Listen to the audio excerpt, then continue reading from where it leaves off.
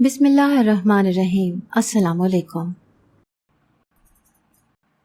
انسان بہت ناشکرا ہے، وہ ہمیشہ اس کی چاہ کرتا ہے جو اس کے پاس میسر نہ ہو، مگر جو مل جائے اس کا شکر ادا نہیں کرتا۔ یہ انسان کی فطرت ہے، اسے ہمیشہ بہتر سے بہترین چاہیے، مگر اللہ کی ذات ہمیشہ وہ عطا کرتی ہے جو ہمارے حق میں بہتر ہوتا ہے۔ ایک بچہ جتنی مرضی ضد کر کے تندور میں گرنے کی یا آگ کے پاس جانے کی، جیسے ہی ماں اسے اس کی ضد پر ٹوک دیتی ہے، جھڑک دیتی ہے، ویسے ہی اللہ بھی انسان کو بچا لیتا ہے، مگر وہ عطا نہیں کرتا جو اس کی ضد ہو اور اس کے لیے نقصان دہ ہو۔ مگر انسان تو پھر انسان ہے، وہ ایک پر کہاں راضی ہوتا ہے۔ ایسے ہی میں بھی ناشکری کرنے کی سزا آج تک بھگت رہا ہوں۔ وہ ایک پل کا خوف مجھے سکون سے جینے نہیں دیتا۔ میں کبھی بھی کھل کر سانس نہیں لے پایا۔ میں بہت چھوٹا تھا جب میرے ابا کا انتقال ہو گیا۔ 4 بہنوں کا میں اکلوتا بھائی تھا۔ اماں سیدھی سادھی گھریلو خاتون تھی، باہر کی دنیا سے بالکل ناواقف تھی۔ ابا کے انتقال کے بعد اماں کی ساری توجہ کا مرکز میں تھا، مگر اماں کی سب امیدیں مجھ اکلوتے پر لگی ہوئی تھیں۔ مجبوراً مجھے اپنی پڑھائی کو خیر آباد کہنا پڑا، کیونکہ مجھے اب اپنی بہنوں اور اماں کی ضروریات زندگی کو پورا کرنا تھا۔ میں چھوٹی سی عمر میں کام کرنے لگ گیا تھا۔ مشکل وقت تھا، مگر جو زخم کچی عمر میں لگے تھے ان کے نشانات تاعمر ساتھ رہے۔ میرے دل میں بیزاری، نفرت بھر گئی تھی۔ مجھے ہمیشہ اس چیز سے نفرت رہی جو میرے پاس تھی، اور ہمیشہ اس چیز کی طلب رہی جو میرے پاس نہیں تھی۔ بچپن میں کبھی بچوں کو اسکول جاتا دیکھتا تو ہمیشہ اللہ سے شکوہ کرتا کہ کاش وہ ابا کو نہ لے کر جاتے اور میں بھی اپنا شوق پورا کر لیتا۔ وقت کا کام ہے گزرنا، تو وہ گزر ہی جاتا ہے۔ میں نے اپنی 4 بہنوں کی شادی کر دی تھی، مگر میں نے خود اب تک شادی نہ کی تھی۔ میں 32 کا ہوا تو اماں نے کہنا شروع کر دیا کہ شادی کر لو تاکہ گھر سنبھالنے والی آ جائے۔ مجھ سے اب کام نہیں ہوتے۔ مجھے اماں کی اس بات سے ہمیشہ اختلاف رہا کہ ان کو بس میری ضرورت اپنی ضروریات پوری کرنے کے لیے رہی، کبھی جو میرا خیال کر لیا ہو کہ میں کیا چاہتا ہوں۔ ہمیشہ مجھ پر اپنے فیصلے مسلط کیے۔ اماں میرا رشتہ تلاش کرنے لگی تھیں۔ میں خوبصورت تو بہت تھا، مگر غربت اور مجبوریوں نے مجھ سے میری خوبصورتی چھین لی تھی۔ اماں میرے لیے رشتہ تو دیکھ رہی تھیں، مگر کبھی میں کسی کو پسند نہ آتا تو کبھی مجھے کوئی پسند نہ آتا۔ بہت وقت گزرنے کے بعد اماں کو ایک لڑکی پسند آ گئی۔ لڑکی اتنی خوبصورت نہیں تھی، مگر پڑھی لکھی تھی اور نوکری کرتی تھی۔ ان کی کیا مجبوری تھی جو انہوں نے مجھ غریب سے اس لڑکی کی شادی کر دی، مگر مجھے اس لڑکی میں کبھی بھی کوئی دلچسپی نہ رہی۔ شادی کی تیاریاں عروج پر تھیں، اور پھر وہ دن بھی آ گیا جب میرا نکاح ہونا تھا، مگر ہمیشہ کی طرح میرا نکاح بھی میری ناپسندیدہ لڑکی سے طے کر دیا گیا۔ مگر میں نے سوچ لیا تھا کہ میں اس کو کبھی خوش نہیں رکھوں گا، اور ایسا ہی ہوا۔ میرا رویہ اس کے ساتھ ہمیشہ تلخ ہی رہا تھا۔ میں ہمیشہ اس کو باتیں سناتا۔ وہ بے شک مجھ سے زیادہ کماتی تھی، مگر عورت ہونے کے ناطے وہ کمزور تھی اور میرے رحم و کرم پر تھی۔ اسی بات کا میں ناجائز فائدہ اٹھاتا تھا، اس پر ظلم و ستم کرتا، اس کو تانے دیتا۔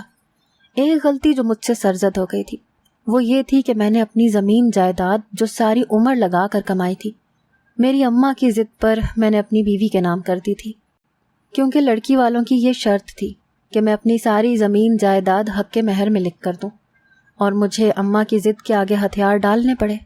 لیکن وہ کہتے ہیں نا، جب ایک نعمت ہاتھ سے چلی جائے اس کے بعد اس کی قدر ہوتی ہے۔ وقت گزرتا گیا اور میری بیوی مجھ سے بدگمان ہوتی چلی گئی، مگر مجھے اس سب کی کوئی پرواہ نہیں تھی۔ میرے 4 بچے تھے، میرے سسرال والے بہت کم میرے گھر آتے تھے۔ میری سالی، جس کی عمر تقریباً 25 سال تھی، اپنی کسی سہیلی کی شادی میں جانے کے لیے تیار ہوئی۔ اس کی سہیلی ہمارے ہی شہر میں رہتی تھی، اسی لیے وہ اپنی بہن سے ملنے بھی آ گئی۔ جس وقت میری شادی ہوئی تھی اس وقت وہ محض 12-13 سال کی تھی۔ میرے لیے وہ اس وقت تو بچی تھی، مگر اب وہ بے حد خوبصورت جوان لڑکی تھی۔ اپنی سالی کو دیکھ کر میرے دل میں ایک آہ سی اٹھی تھی کہ کاش میری بیوی کی جگہ میری سالی میری بیوی ہوتی۔ میں دن رات اس کی یاد میں رہتا۔ پہلے ہی اپنی بیوی کو کچھ نہیں سمجھتا تھا، اب اس سب کا قصور بھی اسی پر ٹھہراتا تھا۔ مجھے اپنی سالی سے عشق ہو گیا۔ میں اپنی سالی کے عشق میں اتنا پاگل ہوا کہ اس کو پانے کے لیے نت نئے منصوبے بنانے لگا۔ مجھے تو جیسے خدا یاد ہی نہیں رہا تھا۔ مجھے ایسے لگنے لگا تھا کہ میری چال ہی سب سے اوپر ہے، مگر بھول گیا تھا کہ ایک ذات مجھ سے اوپر بھی ہے جو میری ہر چال کو ناکام بنانا جانتی ہے۔ میں نے اپنی سالی سے جب پیار کا اظہار کیا تو پہلے تو وہ سوچ بچار کرتی رہی، مگر 1 مہینے کے انتظار کے بعد اس نے مجھے ہاں کر دی اور بولی کہ میں تم سے شادی کرنا چاہتی ہوں۔ میں بہت خوش ہو گیا، مجھے اور کیا چاہیے تھا، مگر اس سے پہلے مجھے اپنی بیوی سے جان چھڑانی تھی تاکہ میں اپنی سالی سے شادی کر سکوں۔ میں نے بہت کوشش کی کہ وہ مجھ سے خلا لے لے تاکہ میری بدنامی نہ ہو اور میری سالی کے گھر والے بآسانی اپنی دوسری بیٹی کا رشتہ مجھے دے دیں، مگر میری بیوی بہت ضدی تھی۔ وہ میری تلخ کلامی، مار پیٹ سب کچھ برداشت کرتی رہی، مگر اس نے اف تک نہ کیا۔ مگر ایک بات جو بہت عجیب ثابت ہوئی تھی وہ یہ تھی کہ میری بیوی اب خاموش رہنے لگی تھی۔ میری کسی بھی زیادتی کے بدلے مجھے کچھ نہ کہتی۔ مجھے اس کی خاموشی اندر ہی اندر گھائل کرتی جا رہی تھی۔ مجھے اس بات سے سخت الجھن محسوس ہوتی تھی کہ آخر وہ چاہتی کیا ہے۔ ایک روز میں رات کے وقت سو رہا تھا کہ مجھے اپنے کمرے میں کسی کی باتوں کی آوازیں آنے لگی۔ میری آنکھ کھلی تو میری بیوی نہ جانے کس سے ہلکی آواز میں باتیں کر رہی تھی۔ میں جب اس کے پاس گیا تو وہ مجھے دیکھ کر ایک دم گھبرا گئی اور ڈرتے ڈرتے فون بند کر دیا۔ میں نے غصے میں اس سے پوچھا کہ کس سے باتیں کر رہی ہو، تو کہنے لگی کہ کوئی نہیں تھا، میری پرانی سہیلی تھی۔ مجھے کافی حیرت ہوئی کہ رات کے اس پہر کون سی سہیلی تھی جو میری بیوی سے باتیں کر رہی تھی۔ اتنے عرصے میں ایک بات تو جان گیا تھا کہ میری بیوی با کردار ہے، اس میں ایسا کوئی عیب نہیں تھا جس کی بنا پر میں اس کو چھوڑ دیتا۔ اس روز تو میں نظر انداز کر کے سو گیا، مگر میری حیرت کی انتہا نہ رہی جب یہ روز کا معمول بن گیا۔ میری بیوی کبھی چھت پر جا کر تو کبھی کچن میں تنہا بتیاں بجھا کر نہ جانے کس سے 2-2 گھنٹے باتیں کرتی تھی۔ مجھے اپنی بیوی پر اب مزید غصہ آنے لگا تھا، کیونکہ میری بیوی فون پر باتیں کرنے کے بعد بہت پرسکون ہو جاتی تھی اور خوش خوش رہنے لگی تھی۔ میں اگر کچھ کہہ بھی دیتا تو مسکرا کر میری بات کو مذاق میں اڑا دیتی۔ ایک روز میں اپنے کام پر گیا، مگر کچھ کاغذات گھر پر ہی بھول گیا، جس کو لینے کے لیے میں گھر پر آیا، مگر سامنے کا منظر دیکھ کر میری تو حیرت سے آنکھیں پھٹی کی پھٹی رہ گئیں۔ جب سامنے اپنی بیوی کے ساتھ اپنی سالی کو خوشگپیوں میں مصروف دیکھا۔ میری سالی میری بیوی کے ساتھ بہت خوش نظر آ رہی تھی، مگر مجھے اپنے سامنے دیکھ کر دونوں کے رنگ سفید پڑ گئے، جیسے ان کی کوئی چوری پکڑی گئی ہو۔ دونوں ایک دوسرے کا چہرہ دیکھنے لگی۔ مجھے کافی تجسس ہوا کہ آخر میری سالی یہاں کیا کر رہی ہے، اور وہ بھی مجھے اطلاع دیے بغیر۔ میں دھیمے قدم اٹھاتا دونوں بہنوں کے پاس گیا۔ میری سالی بغور میری طرف دیکھ رہی تھی، پھر مسکرانے لگی۔ مجھے اس کی مسکراہٹ بہت عجیب لگی، جیسے اس مسکراہٹ میں کوئی راز چھپا ہو۔ میں سلام کرتا حال احوال پوچھنے کے بعد کمرے میں چلا گیا، جبکہ میری بیوی کچن میں تھی۔ میری سالی میرے پیچھے ہی کمرے میں آ گئی۔ مجھے کہنے لگی کہ کیسا لگا سرپرائز، چونک گئے نا مجھے یہاں دیکھ کر؟ میں تو یہاں اس لیے آئی تھی تاکہ آپ کو رات میں چونکا دوں گی، مگر آپ نے واپس آ کر مجھے ہی چونکا دیا۔ میں اپنی سالی کی بات پر خوش ہو گیا اور اس سے باتیں کرنے لگا۔ اتنی دیر میں میری بیوی نے میری سالی کو آواز دی تو وہ ایک دم گھبرا گئی اور کہنے لگی کہ آپ ہی کو شک نہ ہو جائے، اسی لیے میں آپ ہی کے پاس جا رہی ہوں، اور اب جلد کچھ کریں، آپ کے بغیر رہا نہیں جاتا۔ میں تو اس کے اقرار پر ہی نہال ہو گیا تھا۔ مجھے سمجھ نہیں آ رہی تھی کہ میں خوشی سے جھوموں یا روؤں، کیونکہ زندگی میں پہلی بار مجھے میری پسند کا کچھ مل رہا تھا۔ تا عمر اپنی خواہشات مٹا کر میں نے سب کی خواہشات کا پاس رکھا تھا۔ اس وقت بھی میرے 4 بچے اسکول گئے ہوئے تھے، تبھی میں اور میری سالی اتنے سکون سے ملاقات کر سکے تھے۔ اب تو میرا دل بھی بے چین ہو چکا تھا اور میں بھی جلد سے جلد اپنی سالی سے نکاح کرنا چاہتا تھا۔ میری سالی کمرے سے گئی تو میں بھی کام پر نکل گیا۔ راستے میں چلتے ہوئے مجھے ایک جگہ نظر آئی جہاں زہریلی ادویات فروخت ہو رہی تھیں۔ میرے دماغ میں ایک دم ایک ترکیب سوجی۔ جو بات میرے دماغ میں چل رہی تھی وہ سوچتے ہوئے میری جان لبوں پر آ گئی تھی۔ میرا وجود زلزلوں کی زد میں تھا۔ مجھے پہلے پہل بہت خوف محسوس ہوا، مگر میں نے وہ زہریلی ادویات خرید لیں، اور جب شام کو گھر گیا تو اپنی بیوی کو بچوں کے ساتھ ہنستے ہوئے دیکھ کر میرے دل میں ٹیسیں اٹھنے لگی۔ میری زندگی میں آگ لگا کر خود وہ کیسے ہنس سکتی تھی؟ حیران کن بات یہ تھی کہ میری سالی ابھی بھی وہیں تھی۔ میں نے اپنی سالی کو اشارے سے اپنے کمرے میں بلایا، جو میری بیوی کے ساتھ مل کر بچوں کے ساتھ خوش گپیوں میں مصروف تھی۔ میں کمرے میں گیا تو میری سالی نہ آئی۔ آدھے گھنٹے کے انتظار کے بعد جب وہ کمرے میں آئی تو مجھ پر غصہ ہونے لگی اور بولی کہ آپ ہی کو شک ہو جائے گا، مجھے ایسے بار بار نہیں بلاؤ۔ میں نے اس کی بات سنی اور اسے کہا کہ میں نے تمہیں ایک خاص کام کے لیے بلایا ہے۔ میری سالی حیران کن نظروں سے میری طرف دیکھنے لگی اور بولی کہ جلدی بتاؤ، آپ ہی نہ آ جائے۔ میں نے اس کے سامنے وہ زہر کر دیا۔ میرے ہاتھ میں زہر دیکھ کر میری سالی کی سانس اٹک گئی۔ وہ پھٹی آنکھوں سے میری طرف دیکھنے لگی اور مجھ سے پوچھا کہ یہ زہر کیوں لائے ہو؟ میں نے اس کو صاف الفاظ میں اپنی ساری سازش بتا دی کہ میں اپنی بیوی کو بھی مار دوں گا اور پھر ہم دونوں شادی کر لیں گے۔ میری سالی بھی میری طرح سے ڈر گئی، مگر جب میں نے اس کو حوصلہ دیا اور اسے سمجھایا کہ یہ ایک ہی راستہ ہے جس سے ہم ایک ہو سکتے ہیں، میری سالی کچھ دیر سوچ بچار کرتی رہی اور دل میں اٹھتا سوال پوچھنے لگی کہ اگر کسی کو خبر ہو گئی تو کیا ہوگا۔ میں نے اس کو سمجھایا کہ یہ زہر میں اس کے کھانے میں ڈال دوں گا اور لوگوں کو لگے گا کہ فوڈ پوائزننگ سے اس کی موت ہوئی ہے، کسی کو خبر تک نہیں ہوگی۔ میری سالی بھی میرے اس جرم میں حصے دار بن گئی۔ جب انسان گناہ کرتا ہے تو وہ سب کچھ بھول جاتا ہے کہ ہم سب پر نظر رکھنے والا ایک خدا بھی ہے۔ ابھی ہم بات کر ہی رہے تھے جب باہر کے کمرے سے کسی کے چلنے کی آواز آئی۔ مجھے ایک دم گھبراہٹ ہونے لگی۔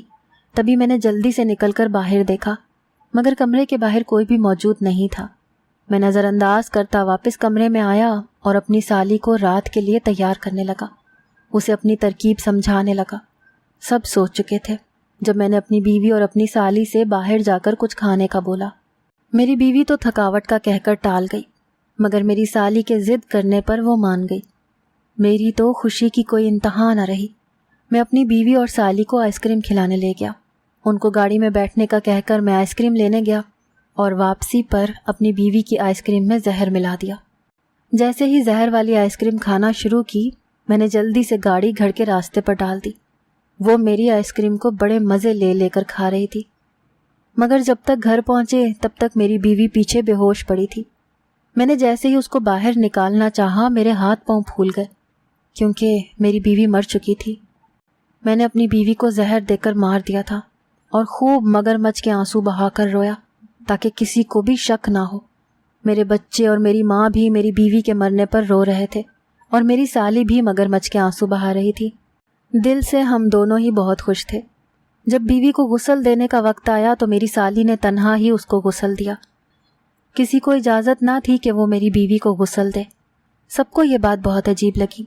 میں نے جب اپنی سالی سے پوچھا کہ تم اکیلی غسل کیوں دے رہی ہو، تو وہ کہنے لگی تاکہ اس کا نیلا پڑتا رنگ دیکھ کر کوئی پہچان نہ جائے کہ اس کو زہر دیا گیا ہے۔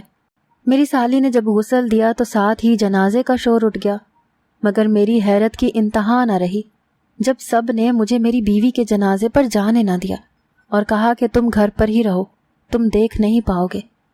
میری تو جیسے 10 کی 10 انگلیاں گھی میں تھی، کسی کو مجھ پر ذرا بھی شک نہ ہوا تھا۔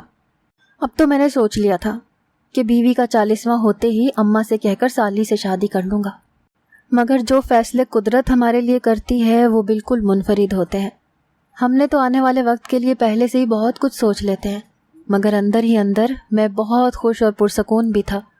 بچوں کے رونے کی بدولت دل میں ایک ٹیس اٹھتی تھی، مگر پھر بھی میں اسے نظر انداز کر گیا۔ رشتہ دار مجھ سے افسوس کرتے اور کہتے کہ بچوں کے لیے تمہیں پریشانی اٹھانی پڑے گی، گھر سنبھالو گے یا باہر کے کام، تو میں ان کے سامنے بھی افسردہ سا ہو کر بیٹھ جاتا۔ لوگ مجھے طرز بھری نظروں سے دیکھ رہے تھے اور میں بھی مظلوم بنا۔ 3 دن کے سوگ کے بعد جب سب اپنے گھروں کو چلے گئے، تب میرے دماغ میں جو بات آئی مجھے خود پر بے حد غصہ آنے لگا۔ یوں تیسرے دن مجھے یاد آیا کہ میں نے تو اپنی ساری جائیداد بیوی کے نام کر رکھی تھی اور مرنے کے بعد اصول کے مطابق ساری جائیداد بچوں کو مل جائے گی۔ بچے بھی میرے تھے، مجھے کوئی پریشانی تو نہ تھی، مگر مستقبل میں اگر میرے بچوں کو اس بات کا علم ہو جاتا کہ ان کی ماں کا قاتل میں ہوں تو یقیناً وہ مجھے در بدر کر دیتے۔ اب ایک نئی پریشانی لاحق ہو گئی تھی۔ اب تو میری سمجھ سے باہر تھا کہ میں کیا کروں۔ 3 روز گزر چکے تھے، اب مجھے جلد سے جلد کچھ کرنا تھا۔ ساری رات نیند میری آنکھوں میں ہی کٹی۔ میری سالی ہمارے گھر پر ہی رہ رہی تھی، مگر مجھے یہ بات بتانا مناسب نہ لگی۔ سارا دن سوچنے کے بعد میں ایک نتیجے پر پہنچا اور یوں آدھی رات کو چھپکے سے پیپرز پر بیوی کے انگوٹھے کا نشان لینے کے لیے قبرستان چلا گیا۔ میں نے خود کو ایک بڑی سی چادر میں لپیٹا ہوا تھا تاکہ مجھے کوئی پہچان نہ سکے۔ میری خوش قسمتی کہ اس وقت گورکن بھی وہاں موجود نہیں تھا، ورنہ اسے مجھ پر شک ہو جاتا۔ میں جلد سے جلد اپنا کام ختم کرنا چاہتا تھا۔ جو ہی قبر کھود کر بیوی کا ہاتھ پکڑا، پاؤں تلے سے زمین نکل گئی، کیونکہ وہ میری بیوی کا ہاتھ نہیں تھا، وہ ہاتھ بہت خوفناک تھا۔ میں نے جیسے ہی کفن ہٹایا میرے تو رونگٹے کھڑے ہو گئے، کیونکہ وہاں بس ایک ڈھانچہ تھا، اس کے علاوہ کچھ نہیں۔ میں نے مارے خوف کے جلدی سے قبر کو بند کر دیا۔ میرا پورا وجود پسینے میں شرابور تھا، میرے تو حواس ہی اڑ گئے تھے۔ میں نے ایسا منظر پہلی بار اپنے سامنے دیکھا تھا۔ میرا پورا وجود کانپ رہا تھا۔ میں انہی قدموں پر واپس قبرستان سے نکل آیا۔ ڈر و خوف کی وجہ سے میرے ہاتھ سے جائیداد کے کاغذات گر گئے، مگر مجھے کوئی ہوش نہ تھا۔ میں جلدی سے گھر پہنچا تو میری سالی نہ جانے کس سے فون پر بات کر رہی تھی کہ اچانک فون بند کر کے میری طرف دیکھنے لگی۔ وہ کافی گھبرائی ہوئی لگ رہی تھی۔ میں اس کے پاس گیا اور اس سے پوچھا کہ کیا ہوا ہے، تو وہ کہنے لگی کہ کچھ نہیں، بس مجھے ڈر لگ رہا تھا، ایسے لگا جیسے آپ ہی کی آواز آئی تھی۔ آپ نہیں تھے گھر پر تو میں نے ابا کو فون کر لیا۔ میں اس کی کیفیت سمجھتے ہوئے اپنے کمرے میں چلا گیا، مگر میں گہری سوچ میں گم تھا۔ آخر وہ ہاتھ کس کا تھا، کیونکہ وہ میری بیوی کا ہاتھ نہیں تھا۔ میں خوف میں اس قدر مبتلا تھا کہ مجھے اس بات کا اندازہ ہی نہ رہا کہ جائیداد کے کاغذات کہاں پھینک آیا ہوں۔ میں اگلی صبح جلدی اٹھا اور قبرستان کے راستے پر نکل گیا۔ مجھے بہت حیرانی ہوئی کیونکہ میری بیوی کی قبر پر کوئی شخص کھڑا تھا جس نے اپنے چاروں طرف چادر لپیٹی ہوئی تھی۔ مجھے حیرت کا جھٹکا لگا کہ میری بیوی کی قبر پر کون ہو سکتا ہے۔ ابھی میں آگے بڑھتا کہ میرے پاس سے ایک عورت گزری جو بالکل میری بیوی جیسی تھی۔ میں اسے دیکھ کر اپنی جگہ پر جم سا گیا۔ جب میں نے چونک کر دیکھا تو وہاں کوئی بھی موجود نہیں تھا۔ مجھے اپنا وہم لگا، تبھی میں نے نظر انداز کر دیا، لیکن میرے پیروں تلے سے زمین نکل گئی جب میں نے اپنے سامنے اپنی بیوی کی قبر پر 3-4 مردوں کو آتے دیکھا۔ میں انہی قدموں پر واپس گھر چلا گیا۔ میں کافی پریشان تھا جب میری سالی میرے پاس آئی اور مجھ سے حال احوال پوچھنے لگی۔ میں نے اس کو جائیداد کے کاغذات سے لے کر بیوی کی قبر پر مردوں کے رش تک سب بتا دیا۔ پہلے تو وہ حیران ہوئی، مگر پھر طنزیہ لہجے میں کہنے لگی کہ میں نے آپ ہی کے ہوتے ہوئے کچھ نہیں بتایا، مگر حقیقت تو یہ ہے کہ آپ ہی لڑکوں سے رابطہ رکھتی تھی، ان کے تو بہت سے عاشق تھے۔ میں سالی کو حیرت سے دیکھنے لگا کہ جو بھی تھا مگر وہ اپنی سگی بہن کے بارے میں ایسی باتیں کیسے کر سکتی ہے، جبکہ میں جانتا تھا کہ ایسا کچھ نہیں ہے۔ میری بیوی باکردار تھی۔ مجھے اسی لمحے اپنی سالی سے عجیب سی گھن محسوس ہوئی۔ انسان خود جتنی مرضی غلطیاں اور گناہ کر لے، مگر دوسروں کی غلطیوں پر بہت جلد بدگمان ہو جاتا ہے۔ میرے ساتھ بھی ایسا ہی ہوا تھا۔ خود اتنا بڑا گناہ کرنے کے بعد بھی مجھے بس اپنی سالی سے بدگمانی ہونے لگی تھی۔ میں تو 4 دن میں ہی پاگل سا ہو کر رہ گیا تھا۔ مجھے گھر میں بھی ہر طرف بس اپنی بیوی ہی نظر آتی۔ راتوں میں ڈر جایا کرتا۔ ایک روز میری بیٹی میرے پاس آئی اور کہنے لگی کہ ابا، اماں کہاں چلی گئی ہیں؟ مجھے ان کی بہت یاد آتی ہے۔ خالہ تو ٹھیک سے ناشتہ بھی نہیں دیتی اور گھر کے سارے کام کرواتی ہیں۔ بیٹی کی بات سن کر میرے ماتھے پر بل پڑنا شروع ہو گئے۔ میں نے اپنی سالی کو آواز دی۔ جیسے ہی وہ کمرے میں آئی میں نے اس کو غصے میں پوچھنا شروع کر دیا کہ تم میرے بچوں پر ظلم کیوں کرتی ہو؟ تو کہنے لگی، کیونکہ جہاں تمہاری بیوی مجھے برداشت نہیں تھی وہاں یہ بھی مجھے برداشت نہیں ہے۔ میں تو اپنی سالی کی بات پر حیران رہ گیا۔ میں جس سے محبت کرتا تھا، میں نے جس کو پانے کے لیے اپنی بیوی کا قتل کر دیا تھا، وہ لڑکی میرے بچوں کو بھی گھر میں برداشت نہیں کر رہی تھی۔ میری آنکھوں کے سامنے ایک دم میری بیوی کا چہرہ چھا گیا، جب میری بیوی بچوں کی خاطر رات رات بھر جاگتی رہتی تھی اور صبح اٹھتے ہی میرے سارے کام کرتی تھی۔ میری سالی کہنے لگی کہ اب تم کب میرے ابا سے میرا ہاتھ مانگو گے؟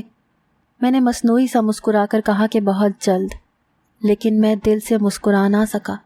حیرت تو مجھے خود پر بھی ہو رہی تھی کہ میں تو اپنی سالی سے محبت کا دعویٰ کرتا تھا، مگر اب مجھے کیا ہو گیا تھا؟ وقت گزرتا گیا اور گھر کا ماحول کھنچتا ہی چلا گیا۔ اس پر ہر جگہ میری بیوی کا مجھے نظر آنا بہت عجیب تھا۔ اب تو ہر وقت میرے سر میں درد رہنے لگا تھا۔ اس پر میری سالی کا بدلتا رویہ میری سمجھ سے باہر تھا۔ ایک روز میں رات کے وقت گھر آیا تو پانی پینے کے لیے سیدھا کچن میں جانے لگا، مگر راستے میں میری سالی کے کمرے سے باتوں کی آواز آ رہی تھی، جیسے وہ کسی سے باتیں کر رہی ہو۔ میں نے جیسے ہی کمرے کا دروازہ کھولا تو وہ تنہا ہی خود سے باتیں کر رہی تھی۔ مجھے اس کی دماغی حالت پر شبہ ہوا۔ میں نے اپنی سالی سے پوچھا کہ تم کس سے باتیں کر رہی ہو؟ تو کہنے لگی کہ کس سے باتیں کر رہی ہوں؟ میں تو یہاں اکیلی ہوں، میں نے کس سے باتیں کرنی ہیں؟ اتنا کہتی وہ کمرے سے باہر چلی گئی۔ مجھے کمرے میں عجیب سی ہلچل محسوس ہو رہی تھی، مگر میں بھی نظر انداز کرتے باہر چلا گیا۔ کچن سے پانی پیا تو ایسے محسوس ہوا جیسے کچن کے دروازے پر کوئی کھڑا ہے۔ میں نے جیسے ہی مڑ کر دیکھا، مجھے وہاں ایک سایہ سا محسوس ہوا۔ میں جلدی سے کچن کے دروازے پر گیا، مگر وہاں کوئی موجود نہیں تھا۔ مجھے بہت خوف محسوس ہونے لگا تو میں سیدھا اپنی اماں کے کمرے میں چلا گیا۔ وہ شاید نوافل ادا کر رہی تھی۔ میں جاتے ہی ان کے فارغ ہونے کا انتظار کرنے لگا۔ جیسے ہی وہ فارغ ہوئی، میں ان کی گود میں سر رکھ کر پھوٹ پھوٹ کر رو دیا۔ میری اماں مجھے دیکھ کر پریشان ہو گئی، کہنے لگیں کہ کیا ہوا ہے، رو کیوں رہے ہو؟ ان کی پریشانی دیکھ کر میں نے اماں کو تسلی دی اور جھوٹ بول دیا کہ مجھے اپنی بیوی یاد آ رہی ہے، جبکہ میں بس خوف زدہ تھا۔ بیوی کا 40واں ہوا تو اب سب رشتہ داروں نے رٹ لگا لی کہ دوسری شادی کر لو۔ شادی تو میں بھی کرنا چاہتا تھا، مگر میں بہانے سے پہلے ٹالتا رہا تاکہ سب یہ نہ سمجھیں کہ میں شادی کی جلدی میں ہوں۔ مگر 2 مہینے کے بعد میری اماں مجھ سے کہنے لگیں کہ اب شادی کر لو، بچوں کو سنبھالنا میرے بس کا کام نہیں ہے۔ تب میں ان کے سامنے مظلوم بن گیا اور بولا کہ بچوں کے لیے سوتیلی ماں لانے سے دل ڈرتا ہے۔ تو اماں کہنے لگیں کہ پھر کیا کیا جائے، شادی نہیں کرو گے تو کیسے چلے گا؟ میں دل ہی دل میں خوش بھی تھا۔ میں نے اماں سے مظلوم شکل بنا کر کہا کہ اماں، کاش ایسا ہو جائے کہ جو بچوں کی ماں جیسی ہی آ جائے۔ اماں بھی سوچنے لگی۔ میں نے اماں سے کہا کہ مجھے کسی غیر لڑکی پر بھروسہ نہیں ہے، آپ سالی کے لیے بات کریں۔ تو اماں حیرانگی سے مجھے دیکھنے لگی۔ میں نے اماں سے کہا کہ اماں، ایک وہ ہی ہے جو بچوں کا بہتر طریقے سے خیال رکھ سکتی ہے، اس کے علاوہ اور کوئی نہیں ہے جو مجھے اپنے بچوں کے لیے بہتر لگے۔ میری اماں پہلے سوچتی رہیں، پھر بولیں کہ کیا پتہ وہ بچی مانتی بھی ہے یا نہیں، تیری اور اس کی عمر میں بڑا فرق ہے۔ میں نے اماں سے کہا کہ اماں، وہ مان جائے گی، کیونکہ اس میں نے اپنی بیوی کی جھلک دیکھی ہے۔ وہ بچوں سے بے انتہا محبت کرتی ہے، جو میری بیوی نہیں کر سکی وہ کر سکتی ہے، وہ اس گھر کو آباد کر دے گی۔ اماں میری ضد پر مان گئیں اور اگلے ہی روز سالی کا رشتہ لینے اس کے گھر چلی گئیں۔ مجھے تو بے صبری سے انتظار تھا۔ ویسے بھی جب سے سالی بیوی کا 40واں کروا کر اپنے گھر گئی تھی، مجھے اس کی بہت یاد ستانے لگی تھی۔ میں نے اماں کو تو راضی کر کے سالی کے گھر بھیج دیا، مگر ایک نئی فکر نے آن گھیرا کہ کیا سالی کے ابا مان جائیں گے؟ مگر مجھے زیادہ انتظار نہ کرنا پڑا۔ اماں جلد ہی گھر لوٹ آئی، مگر وہ بہت سنجیدہ تھیں اور مجھے عجیب نظروں سے دیکھنے لگی۔ مجھے شک سا ہوا تو میں نے اماں سے پوچھا کہ سب خیریت ہے، آپ اتنی افسردہ کیوں ہیں؟ اماں نے کہا کہ نہیں، ایسی بات نہیں ہے، میں افسردہ نہیں ہوں بلکہ خوش ہوں کہ بچوں کو ان کی ماں مل جائے گی پھر سے۔ میں اماں کی بات پر خوش ہو گیا۔ شادی کی تیاریاں عروج پر تھیں۔ میں بھی خوشی خوشی ہر کام میں حصہ لے رہا تھا، مگر اس روز کے بعد سے اماں کا رویہ کافی بدلا سا تھا۔ مگر میں تو جیسے ہر چیز کو ہی فراموش کر چکا تھا۔ اور پھر وہ دن بھی آ گیا جب نکاح ہونا تھا۔ میری بے صبری عروج پر تھی۔ آخر کو میری پسند مجھے ملنے جا رہی تھی۔ نکاح سے کچھ دیر پہلے ایک عورت جس نے گھونگھٹ نکالا ہوا تھا میرے پاس آئی اور ایک کمرے کی طرف اشارہ کرنے لگی اور میرے ہاتھ میں ایک پرچہ پکڑا کر چل دی۔ میں نے جیسے ہی وہ پرچی کھولی، اس میں لکھا تھا کہ میں تمہارا اس کمرے میں انتظار کر رہی ہوں، نکاح سے پہلے تم سے کچھ بات کرنا چاہتی ہوں، جلدی آؤ اس سے پہلے کہ نکاح کے لیے بلاوا آ جائے۔ پہلے تو مجھے حیرانی ہوئی، اتنا تو میں سمجھ گیا تھا کہ یہ میری ہونے والی بیوی ہے، مگر ایسی کیا بات کرنی تھی جو نکاح کے بعد نہیں ہو سکتی تھی۔ مگر میں سر جھٹک کر اس سے ملنے چلا گیا۔ کمرے کا دروازہ کھولتے ہی میرے سامنے عروسی جوڑے میں ایک عورت کھڑی تھی۔ میں مسکرا کر اس کے پاس گیا اور اپنی ہونے والی بیوی سے بولا کہ کیا ہوا، اب کیا میرا انتظار بھی نہیں کر سکتی؟ وہ نہ میں سر ہلانے لگی۔ مجھے حیرت ہوئی کہ میری سالی بول کیوں نہیں رہی۔ میں نے اس سے کہا کہ اچھا چلو جلدی بتاؤ کیا کہنا تھا۔ وہ ایک دم میری طرف مڑی، مگر سامنے کھڑی لڑکی کو دیکھ کر مجھے لگا میں دوسرا سانس بھی نہیں لے پاؤں گا، کیونکہ وہ کوئی اور نہیں بلکہ میری بیوی تھی۔ میں آنکھیں پھاڑے اپنی بیوی کو دیکھ رہا تھا۔ مجھے اپنی بینائی پر یقین نہ آیا۔ میری بیوی کہنے لگی، کیا ہوا، اتنا جھٹکا کیوں لگا ہے؟ کیا سوچ رہے ہو؟ یہی نہ کہ تم نے تو مجھے زہر دے کر مار دیا تھا، پھر میں یہاں کیسے آئی؟ اپنی بیوی کی بات سن کر میں بوکھلا گیا اور کہنے لگا کہ تم تو مر چکی ہو، میں نے تمہیں مار دیا تھا، یہ تم نہیں ہو، یہ بس میرا وہم ہے، تم مجھے بار بار تنگ کرنے کے لیے آتی ہو، میرا پیچھا چھوڑ دو۔ میری بیوی کہنے لگی ٹھیک ہے میں چھوڑ دوں گی تمہارا پیچھا، بس مجھے اتنا بتا دو کہ تم نے مجھے کیوں مارا۔ میں نے لمبا سانس لیا، میرا دل بہت زور سے دھڑکنے لگا تھا۔ میں نے اس کو بس اتنا کہا کہ بچپن سے لے کر اب تک میری پسند سے کچھ نہ ہوا، مجھے اپنی ہر خواہش مارنی پڑی، اس پر تمہارا وجود جو میرے لیے ایک ناپسندیدہ وجود تھا میرے سر پر سوار کر دیا گیا۔ میں تم سے ہمیشہ نفرت کرتا تھا، میرے دل میں تمہارے لیے کبھی کوئی جگہ نہ بن سکی، مگر اب میں مزید تمہارے ساتھ نہیں رہ سکتا تھا۔ میں نے تم پر بہت ظلم کیا تاکہ تم میری زندگی سے خود چلی جاؤ۔ میں ایک غلطی کر بیٹھا تھا کہ میں اماں کی ضد پر تمہارے نام ساری جائیداد کر چکا تھا۔ اب اگر خود طلاق دیتا تو ساری جائیداد تمہیں حق مہر میں دینی پڑتی، لیکن اگر تم خود خلا لے لیتی تو ساری جائیداد میرے پاس واپس آ جاتی، مگر نہ تم نے خلا لی اور نہ میری جائیداد میرے پاس واپس آئی۔ اس پر مجھے تمہاری بہن سے محبت ہو گئی کیونکہ وہ بے حد خوبصورت تھی۔ میں نے اس سے شادی کرنے کا فیصلہ کیا، وہ بھی مجھ سے محبت کرتی تھی۔ تبھی میں نے تمہیں زہر دے کر مارنے کی سازش کی جس میں تمہاری بہن نے میرا ساتھ دیا تھا، اور میں نے تمہیں زہر دے کر مار دیا۔ اب خوددارا میری جان چھوڑ دو، مجھے بخش دو، میں اپنی زندگی سکون سے اپنی مرضی کے ساتھ گزارنا چاہتا ہوں۔ میرا بھی اتنا ہی کہنا تھا کہ دروازہ کھلنے کی آواز پر میں جھٹ سے مڑا۔ پیچھے پولیس ہتھکڑیاں لیے کھڑی تھی۔ میں ایک دم چونک گیا۔ میں نے جب واپس مڑ کے دیکھا تو میری بیوی بھی وہاں کھڑی مسکرا رہی تھی۔ پولیس انسپکٹر کے پیچھے سے میری سالی باہر آئی اور زور زور سے کہے لگانے لگی اور بولی کہ تمہیں کیا لگا تھا میں اپنی سگی بہن کو جس نے مجھے ماں بن کر پالا، اسے مار کر میں تمہارے ساتھ شادی کر سکتی ہوں؟ ایسا کیسے ممکن تھا؟ جس روز تم نے یہ سازش شروع کی اور جس روز تم نے مجھے شادی کا پیغام بھیجا، اس روز سے میں نے آپی کو سب سچ بتا دیا تھا۔ میں نے ان سے کوئی بات نہیں چھپائی تھی۔ آپی نے ہی مجھے یہ سب ناٹک کرنے کے لیے کہا تھا تاکہ وہ تمہاری اصلیت جان سکیں، مگر تم نے کیا کیا؟ انہیں مارنے کی کوشش کی۔ وہ تو شکر تھا کہ تم نے مجھے اس چال کے بارے میں پہلے بتا دیا اور میں نے آپی کو محتاط رہنے کے لیے کہا۔ جس وقت تم آپی کے لیے آئس کریم لینے گئے اسی وقت میں بھی تمہارے پیچھے دوسری طرف سے آئس کریم لے کر آئی تھی اور آپی کو ان کا من پسند فلیور دے دیا تاکہ جیسے ہی تم ان کے لیے آئس کریم لاؤ وہ تبدیل کر دیں، اور آپی نے بھی ایسے ہی کیا جس سے وہ بچ گئی، مگر تمہاری نظروں سے چھپی نہیں۔ بار بار تمہیں ڈرانے کے لیے وہ تمہارے سامنے سایہ بن کر آتی تھی، مگر تم تو مطمئن ڈھیٹ نکلے، تمہیں تو کسی چیز کا اثر نہ ہوا۔ میں اپنی سالی کی بات سن کر حیران رہ گیا۔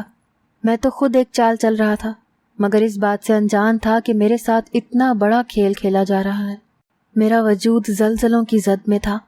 میں نے اپنے چہرے پر آئے پسینے کو صاف کیا اور گھبرائی ہوئی نظروں سے پہلے اپنی بیوی اور پھر پولیس انسپکٹر کی طرف دیکھا جس نے آگے بڑھ کر مجھے ہتھکڑی لگائی اور مجھے جیل لے گئے۔ میری بیوی نے مجھے اب گھر آنے سے منع کر دیا تھا، مجھے میرے ہی گھر سے بے دخل کر دیا تھا۔